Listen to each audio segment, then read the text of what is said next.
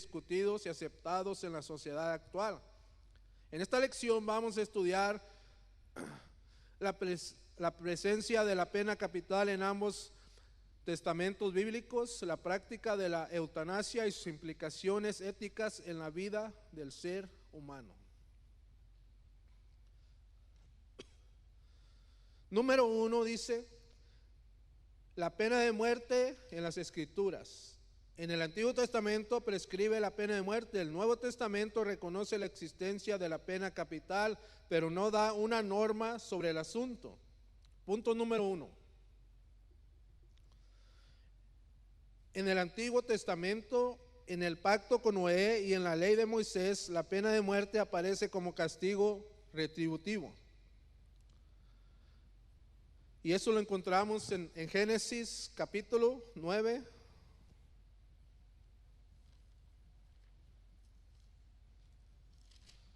Si me acompaña, tome su Biblia allí, Génesis capítulo 9, versículo 6.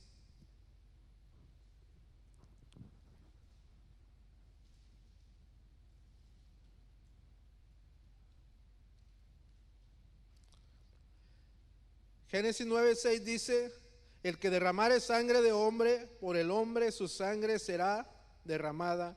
¿Porque qué? Porque imagen de Dios es hecho el hombre. Este debe ser uno de los más grandes principios que debe haber, especialmente en la vida del creyente. ¿Por qué? Porque el creyente ya entiende esto, que el ser humano fue hecho a la imagen y semejanza de Dios. No solamente el respeto por los demás, por los derechos humanos, por los... y usted se fija ahorita, la maldad ha aumentado por todos lados. Y a veces la gente no quiere respetar a nadie. No hay respeto ni por las autoridades ni por nada. La gente se mete a las escuelas, a las universidades, a las iglesias, a las tiendas, a las casas, a matar gente. ¿Pero por qué, hermano?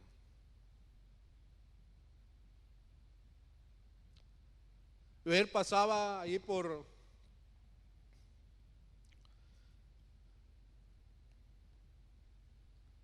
la Walnut, casi está enfrente de la Nissan, al otro lado de la calle, donde antes ayer era un dealer de carros, ahora está allí un lugar donde le leen el futuro, se lo predicen, un psíquico, y meditaba y empezaba a preguntarle al Señor, ¿por qué? Y venían preguntas a mi mente como esta, para poder llegar a lo que yo quiero explicarle en este punto. Señor, ¿y será malo que haya una iglesia en cada esquina, una iglesia cristiana? Y no tardó ni medio segundo una contestación, hermano, un pensamiento. Y me decía, es más malo que haya un lugar de estos en cada esquina, dice, que una iglesia cristiana en cada esquina.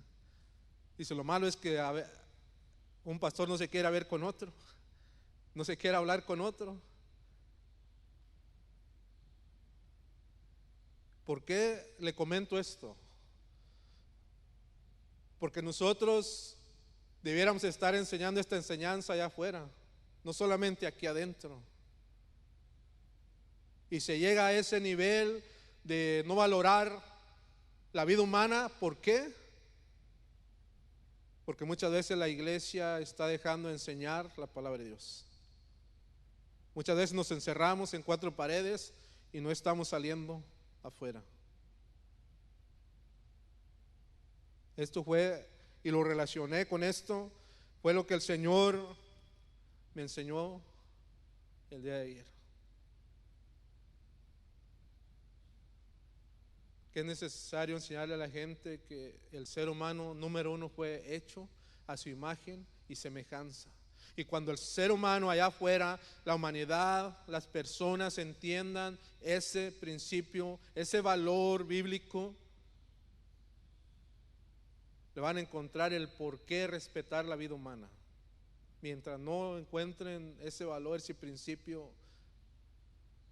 no van a saber respetar la vida humana. Y es necesario que nosotros no solamente aprendamos, sino también vayamos y lo compartamos allá afuera. Éxodo 21.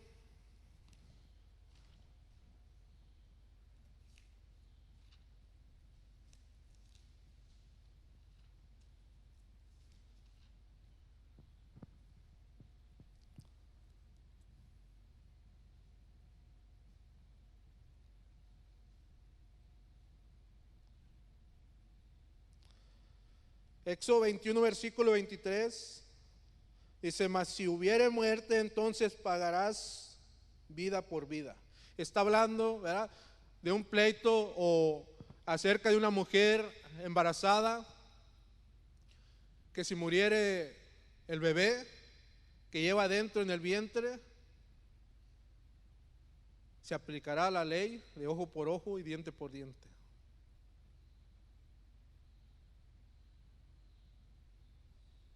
Eso era lo que había en la ley. Alguien mataba a alguien con la alevosía y ventaja, eso era la muerte, hermano.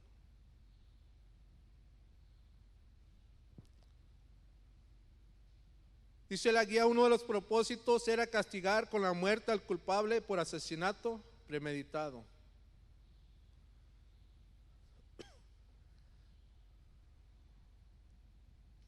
Y lo mismo dice ahí en el versículo 12 del mismo capítulo.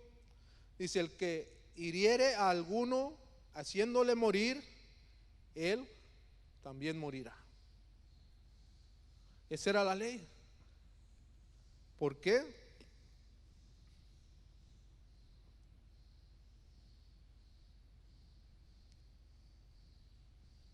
Porque el pecado estaba interno, hermano.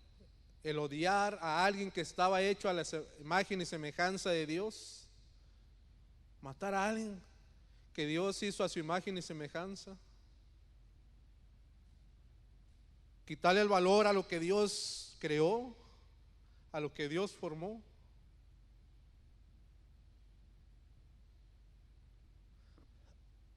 Yo meditaba en la lección que dio el hermano Sergio la semana pasada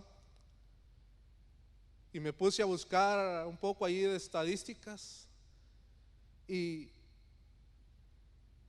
resulta que cada 30 segundos solamente en Estados Unidos alguien está abortando. Esas son las estadísticas que hay.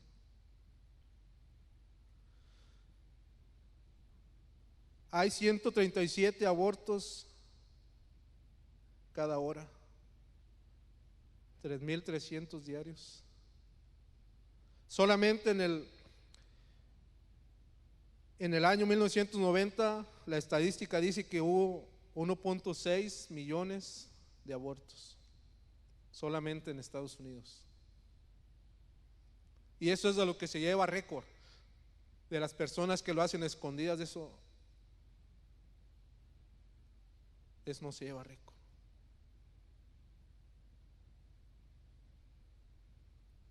Y me preguntaba por qué se ha perdido el valor a la vida humana que Dios creó.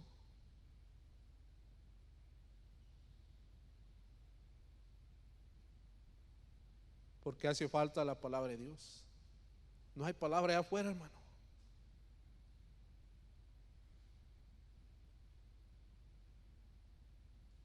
Es necesario aprender, pero también es necesario compartir.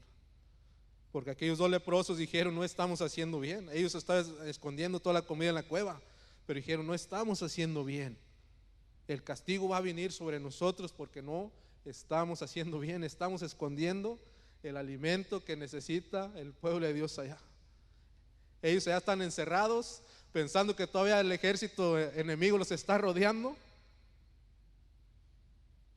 Y nosotros encontramos esta bendición y no la estamos compartiendo. Y esta bendición vino de Dios, nosotros no la, ellos ni siquiera hicieron nada, hermano. Ellos iban con el pensamiento: si nos perdonan la vida vivimos, y si nos matan morimos. Hermano, nosotros nos hemos encontrado una gran bendición, no solamente en esta mañana.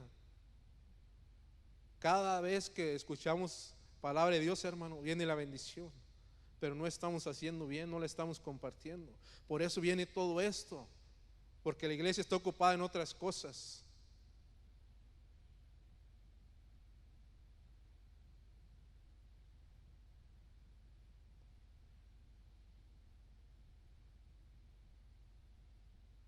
Y ahora que tengo allí esta página de Facebook, me he encontrado de todo ahí, hermano. Personas que ya tienen ganas de vivir. ¿Por qué? Porque les hace falta palabra. Personas que están pidiendo a grito una palabra. Madres que necesitan valorar ese ser que fue concebido en su vientre y que quieren abortarlo porque no saben qué hacer. Se sienten indignas, impuras, porque cayeron en pecado. Les hace falta una palabra. Y nosotros aquí ya estamos recibiendo bastante palabra, pero no la estamos compartiendo. Y esa es una señal a que el mundo está patas para arriba. ¿Por qué? Porque hace falta palabra. La iglesia anda ocupada en otras cosas, hermano, pero menos en llevarles la palabra. ¿Ya? Una vez más, en esta mañana hay palabra, hermano. ¿Ya? No vengo enojado, no vengo triste nada más.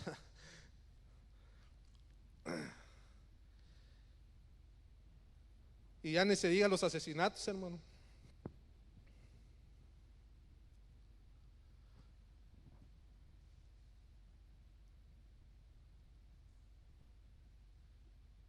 Hay más de 4 millones de asesinatos, solamente asesinatos, ¿ya? Al año en todo el mundo.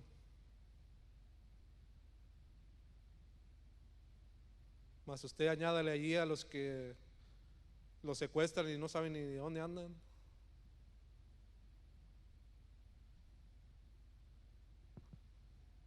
Porque la humanidad ha perdido el rumbo, no le encuentra valor ni sentido a la vida, no sabe cómo respetar la vida que Dios creó. Pero en este santo libro llamado Biblia, hermano, ahí está la guía, ¿ya? Pero nosotros no la estamos compartiendo, no la estamos llevando. Sí, siendo la guía, hermano, esta prescripción no contradice el sexto mandamiento, pues el verbo hebreo ratá es presente en la expresión no matarás, significa no asesinarás, es decir, prohíbe efectivamente el homicidio doloso o calificado. Por tanto, se le prohibía al individuo matar, y cuando alguien mataba, la ley exigía que el Estado hiciera justicia para el debido proceso legal. Para el debido proceso legal se requerían al menos 2 testigos. Deuteronomio 17. Si me acompañan, por favor.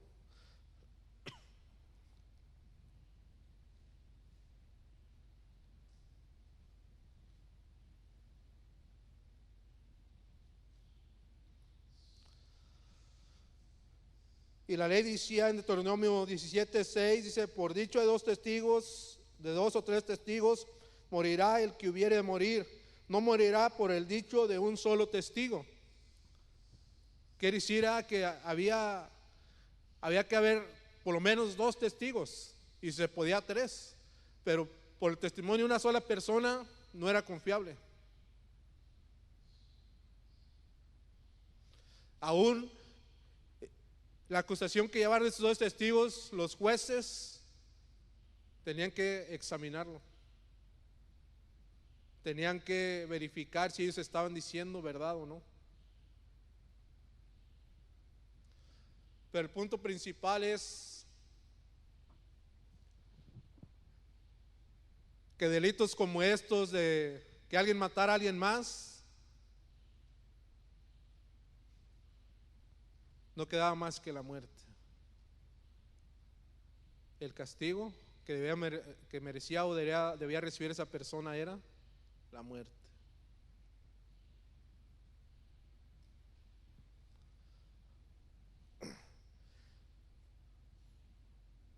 Sí, siendo la guía, dice así: la muerte del homicida era vista como justicia contra la impunidad. Sin embargo, había excepciones. Cuando David adulteró y premeditó la muerte de Urías, la pena no le fue aplicada al monarca, al rey David. Aún varias personas, hermanos, se siguen preguntando por qué a David no lo apedrearon.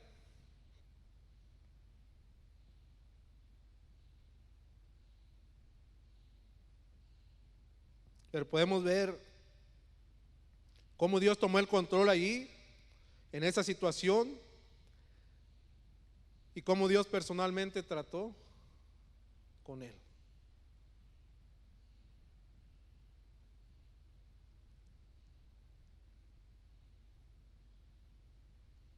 Y luego nosotros, ¿quién somos para cuestionar a Dios, verdad, hermano? Porque Él sabe cómo tratar cada situación, Él sabe cómo tratar con las personas. Dios sabe cómo actuar. Punto número 2, dice el Nuevo Testamento. En el Nuevo Testamento Pablo confirma a los romanos la legalidad de la pena de muerte. En Romanos 13,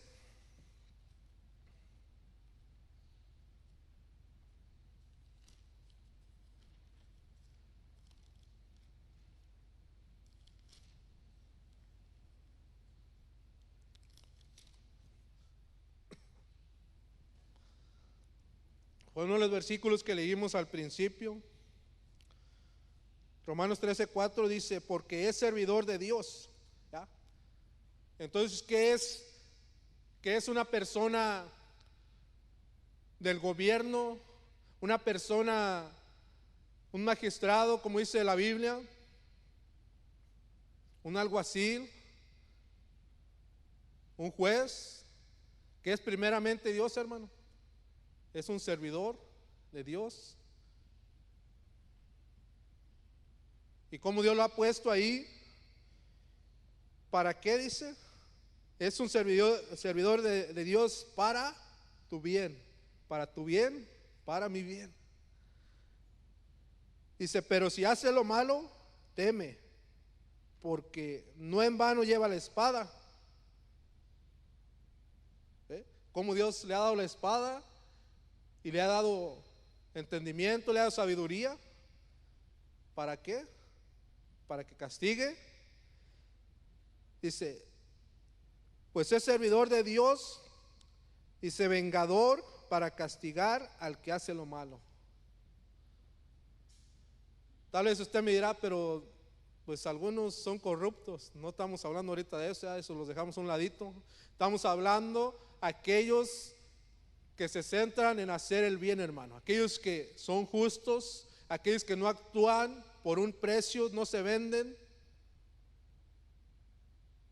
Aquellos que saben quién les dio la espada, que no se las dio el diablo, no se las dio el hombre. Aquellos que saben que Dios se la dio. ¿Saben cómo usarla? ¿Cuándo? ¿Ya? No estamos hablando de los que no saben, aquellos que enseñó el mundo.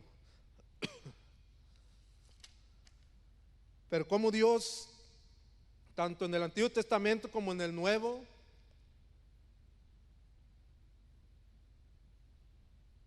castiga lo que viene siendo el pecado. La gente que actúa mal.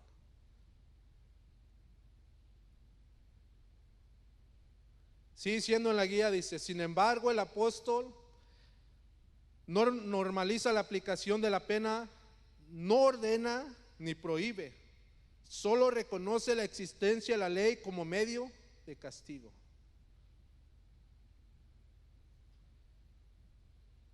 El evangelista Juan registró el caso de la mujer sorprendida en adulterio.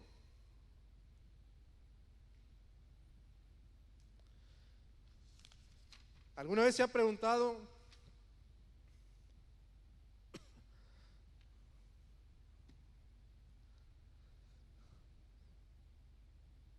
por qué a esta mujer no se le apedreó, hermano?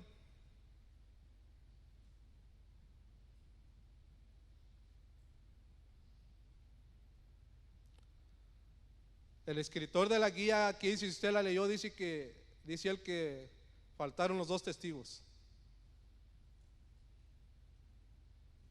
Y como tiene varias aplicaciones, la escritura. Pero alguna vez se ha preguntado eso, hermano, ¿por qué no la apedrearon ahí, no la mataron?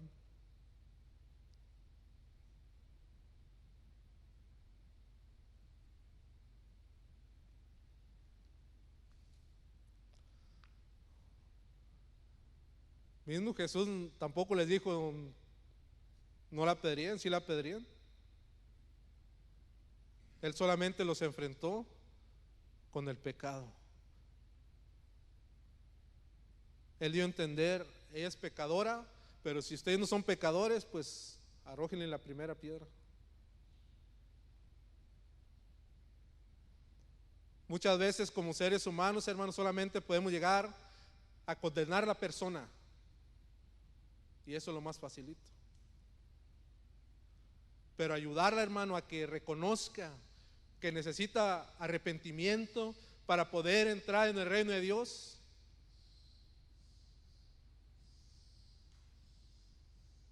Jesús la enfrentó con el pecado tanto a los acusadores como a la acusada. Y miramos ahí que ninguno se encontró libre de pecado. Según la ley, ella debía morir. Es más, ni tenían por qué llevársela a Jesús, porque ellos sabían la ley. Y sabemos y entendemos que se la llevaron por otro motivo diferente. Pero ese no es el punto. Ahorita el punto es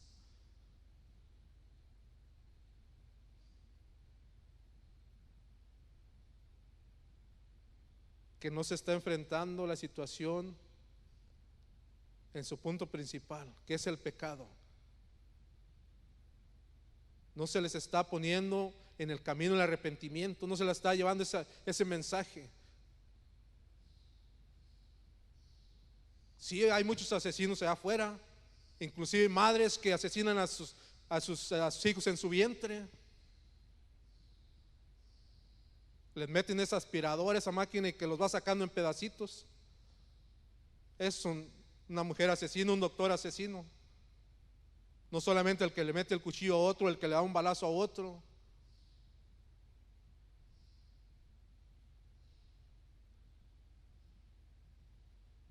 Y no es solamente llevarlos a la silla eléctrica, a la inyección letal, sino enfrentarlos cara a cara con Dios. Decirles, sí, cometiste esto, pero si te arrepientes, Dios te perdona. Por eso al principio le decía, sí estamos recibiendo palabra, pero no la estamos compartiendo, no la estamos llevando.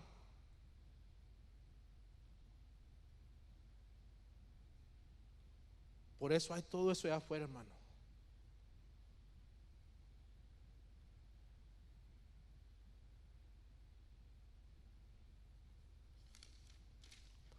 Bueno, seguimos.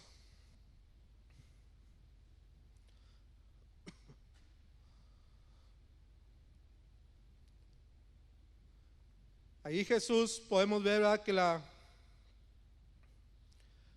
al final de este punto que estamos tratando, dice, enseguida de la cita bíblica de Números 35 y 30, Levíticos 20 y 10, donde leímos acerca que la ley exigía que hubiera 2 testigos. Dice, Cristo se rehusó a participar en este juicio temerario e ilegal, absolvió a la mujer del castigo, la perdonó y la exhortó a dejar el pecado. ¿Por qué? Porque el pecado no entra al reino de los cielos, hermano. El pecador no entra para allá. Necesita dejar el pecado, necesita arrepentirse.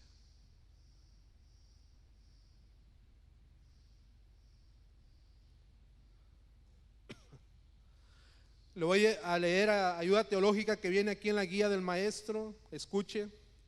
Dice: lamentablemente está de moda tomar el ejemplo del perdón de Jesús para justificar a una persona que vive practicando el pecado.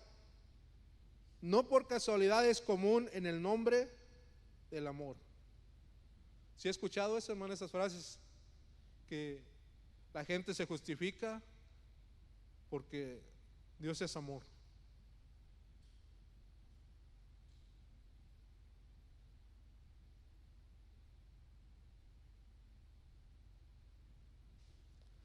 Dice: defender, por ejemplo, a una persona que practica la prostitución, anunciar el evangelio de amor sin el llamado al arrepentimiento del pecado, no es presentar el evangelio completo. En ese sentido, la Biblia de Estudio Pentecostal contribuye mucho sobre el tema. Ni yo te condeno, dice. La actitud de Jesús hacia la mujer revela su propósito redentor para la humanidad. Juan 3:16. ¿Qué dice, hermanos? ¿Cómo dice Juan 3:16?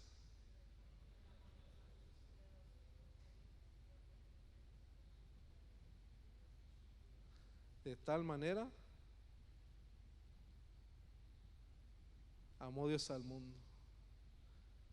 Y luego surgió ese canto inspirado: de tal manera me amó. ¿Ya? Yo no sé cantar, por eso no le sigo, hermano.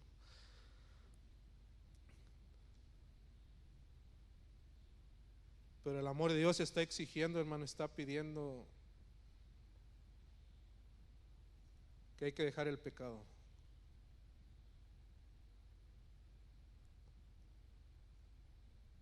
Aún, hermano, entre el cristianismo se ve esa justificación.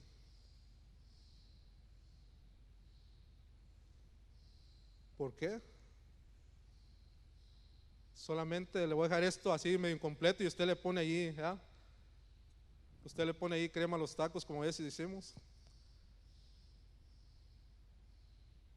No creo que Dios me vaya a castigar por esto que hago.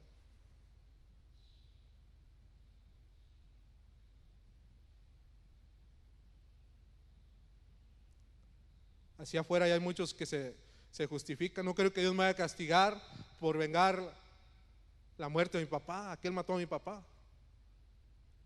Solamente hice justicia y nada más maté al asesino. No creo que Dios me vaya a castigar.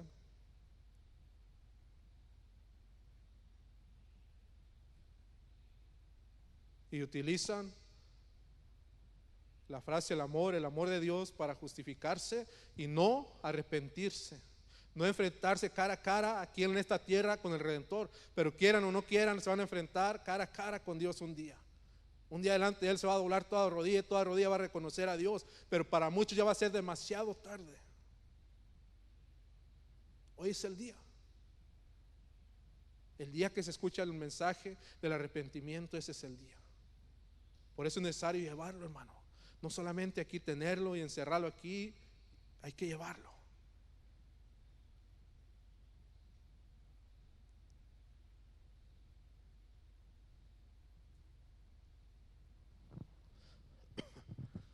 Eutanasia, conceptos y implicaciones. Número 1. Dice: el concepto de eutanasia, dice, etimológicamente la palabra eutanasia tiene su origen en dos términos griegos: eu, con el significado de buena o fácil, y thanatos, que significa muerte.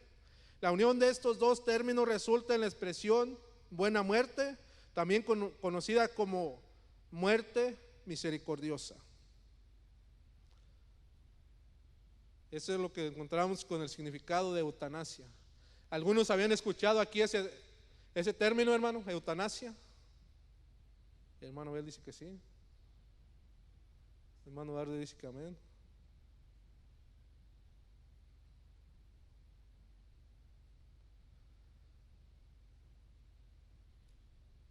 Es un derecho que han peleado personas que entran en una etapa terminal de su vida, donde ellos tienen mucho dolor, mucho sufrimiento en su cuerpo por causa de la enfermedad. Y ellos dicen: quiero que se termine este dolor, inyéctame algo para morirme, desconéctame, para que se acabe este sufrimiento.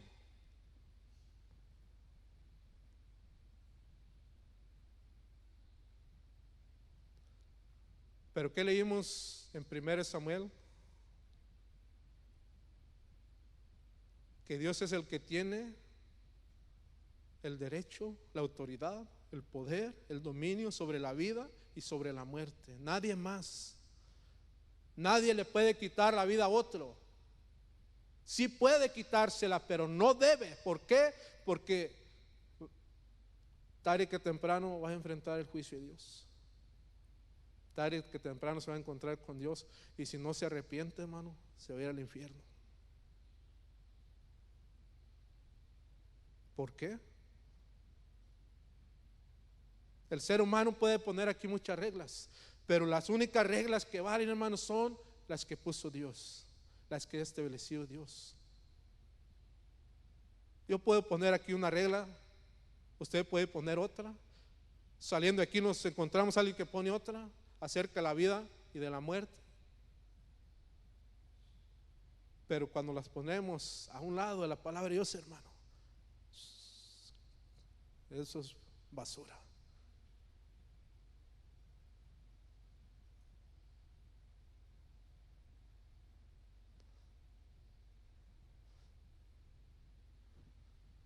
Así es que si de repente miramos a alguien que nos hizo daño por ahí y queremos borrarlo del mapa, es una expresión, hermano, que usábamos antes. No sé por qué se la dije. Si queremos quitar la vida, sentimos que merece la muerte, recuerde que usted no tiene, yo no tengo el control de esa vida. No tengo el control de quitarle la vida a esa persona. Que el único que dice hasta aquí llegaron tus días es Dios, nadie más.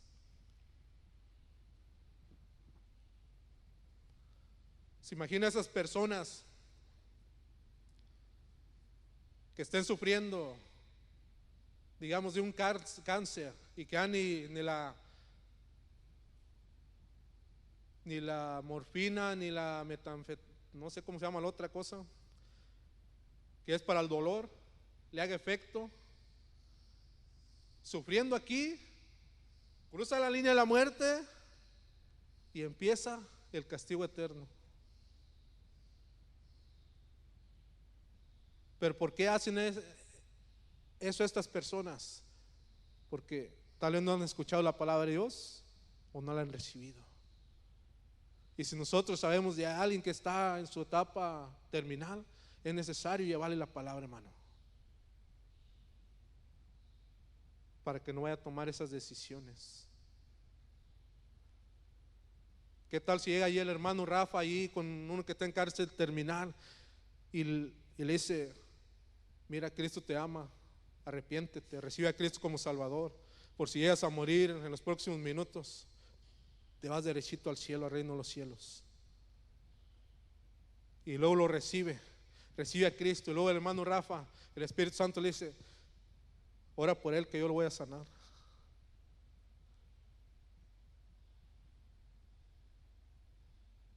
Y el hermano Rafa obedece al Espíritu Santo, hermano.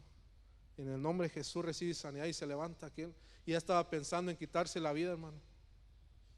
Y llega Dios, hermano, porque Él nunca llega tarde y le da la vida. Pero es necesario, hermano, recibir y llevar, hermano. ¿Ya? Así como el del correo que pasa todos los días ahí por su casa. Él allá le llega la carta allá del familiar de usted. ¿Ya? No vamos a acordar de otras cosas, de otras cartas diferentes que nos turban, sino de familiares, y nos lleva ahí el correo. Usted es un correo, yo soy un correo de Cristo, hermano, que necesitamos llevarle. Fíjense, hasta la Biblia tiene cartas, hermano. Entonces vamos a llevarle una carta ahí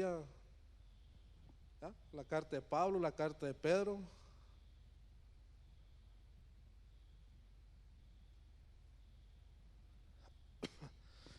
Punto número 2,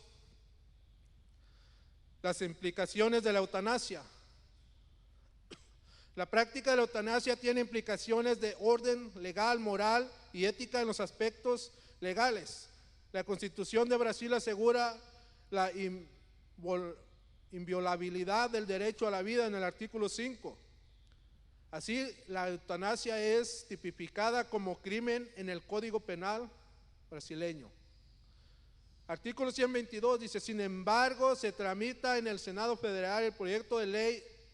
En el artículo 136, inciso 12, dice: nuevo Código Penal, donde el juez podrá dejar de aplicar castigo para quien practique la eutanasia, sea esta pasiva o activa. En las cuestiones de orden moral nos enfrentamos a la violación del sexto mandamiento: no matarás. ¿Será un asesinato, hermano, que un médico desconecte a alguien?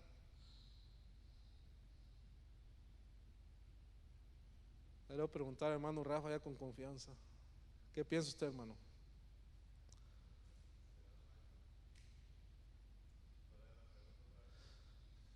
Que si será un asesinato que un médico desconecte a alguien que está en una etapa terminal, que le quite el oxígeno.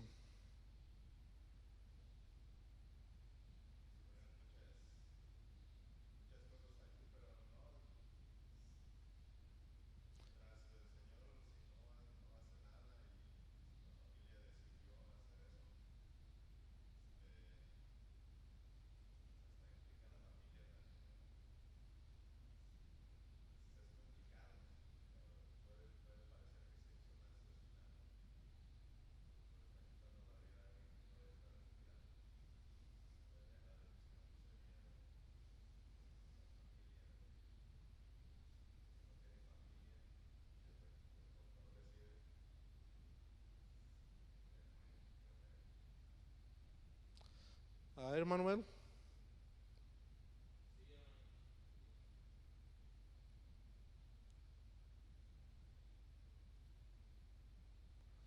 No le voy a preguntar a todos, pero a 1, 2, 3 por ahí. Humanamente, hermano, se mira como que le están ayudando a la persona para que no sufra. Pero bíblicamente el versículo que leímos ahí en 1 Samuel 2:6 dice: Jehová mata y él da vida.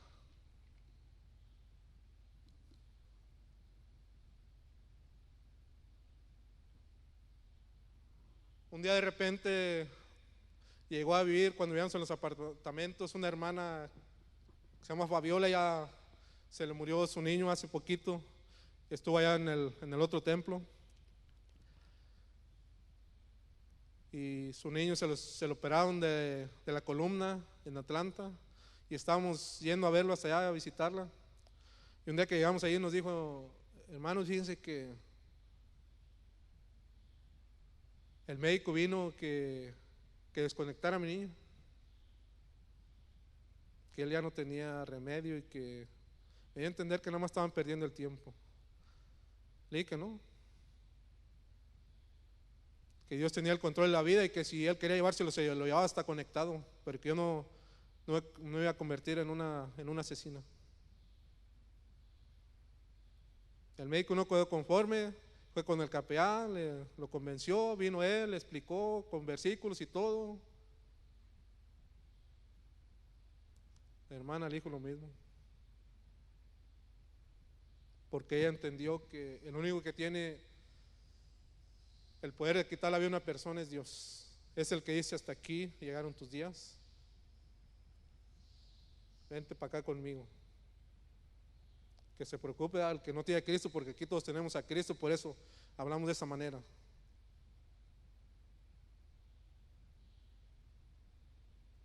Dios es el que da y el que quita la vida.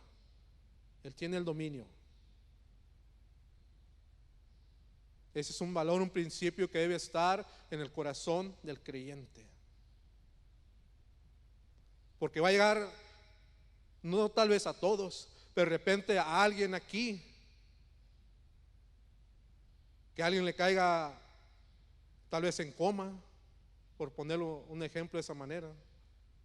No le estoy diciendo a nadie tampoco, solamente por dar un ejemplo. Tal vez va a llegar un día en que alguien de nosotros nos toque estar viendo esa situación, donde el médico te diga, sabes que no tiene remedio, fírmale aquí y la desconectamos, fírmale aquí y le damos una inyección y va a parar de sufrir.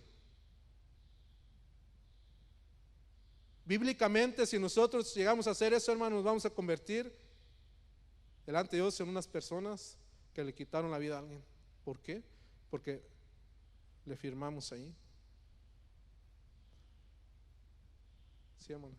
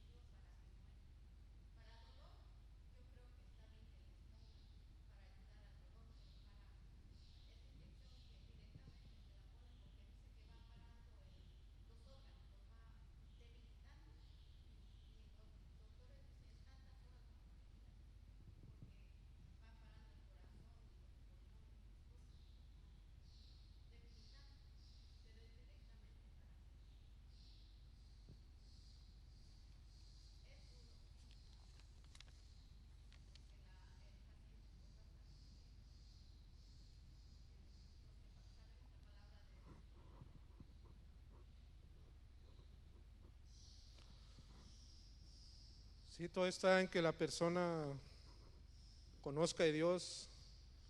El que conoce a Dios le deja el control a Dios. Él no va a participar en algo así donde, aunque los médicos le digan, desconéctalo, fírmale aquí, le inyectamos y muere. Ahí es donde nosotros necesitamos la palabra de Dios para saber distinguir. Porque una cosa es que el juez tenga la autoridad de Dios para castigar al que hace lo malo, y algo muy diferente es que uno participe en esos asesinatos.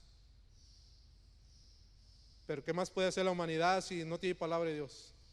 No hay palabra. ¿Qué pueden hacer? Más que recibir, porque viene un ambiente el ambiente, el mundo,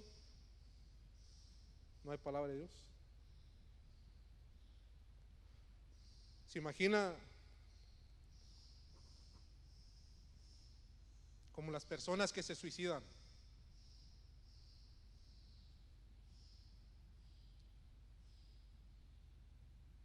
¿Por qué se suicidan? ¿Por qué se quitan la vida? Yo meditaba en un ejemplo donde uno de los más claros que encontré fue el de Judas, que él traicionó al Maestro, traicionó a Jesús. Y dice la Biblia que él estaba en la última cena con Jesús y cuando partieron el pan dice que Satanás entró, se metió adentro de Judas y lo llevó a traicionar al Maestro, pero después lo llevó al suicidio, se quitó la vida.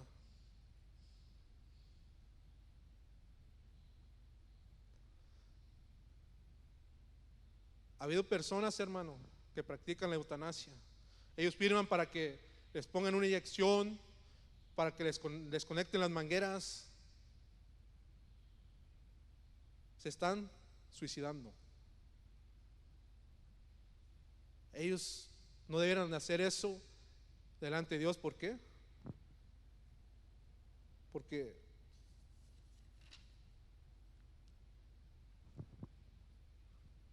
el suicidio se viene entra en el pecado del no matarás.